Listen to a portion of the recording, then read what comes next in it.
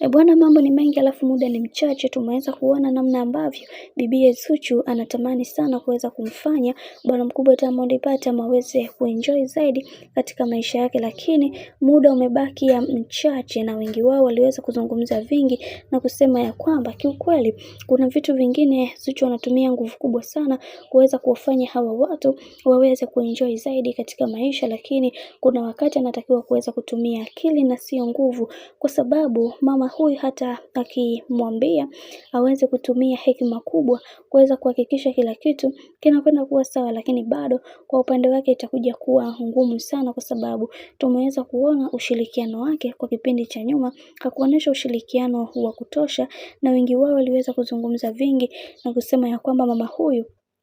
si mama bora kwa bibie Zuhura, hivyo anatakiwa kuweza kupewa nafasi kubwa ya kuweza kumfanya aendelee kuenjoy zaidi. Na tumeweza kuona upendo wa Diamond Platnumz kwa bibie Zuchu, na akamwambia kwamba kila kitu kitakwenda kuwa sawa, kikubwa niendelea kuniombea kwa sababu kuna vingi ambavyo vinakuja, na kila kitu ambacho kilichoweza kutokea katika maisha yako naomba usahau, kwa sababu mimi ndiye baba mjengo na nitahakikisha kila kitu kinakuwa katika misingi na mikakati iliyo bora. Haijalishi watu wamekuwa wakikuchukuliaje, haijalishi kuna vitu gani ambavyo vimekuwa vikiendelea katika maisha yako, ila ninachojua ya kwamba wewe ni mtu wa muhimu na nitapambana kuweza kukufanya kuwa wa umuhimu zaidi katika maisha yangu yote. Na hicho ndicho ambacho watu wengi wanapenda kutoka kwa bwana mkubwa Diamond Platnumz, na wengi wao wakasema ya kwamba yote ya yote Zuchu anapendwa sana na Diamond Platnumz, na Diamond Platnumz anampenda sana bibi Zuchu, hivi tuendelee kuwaombea hii kapo ikawe kapo pendwa kwa upande wao, kwa sababu kuna vingi ambavyo vipo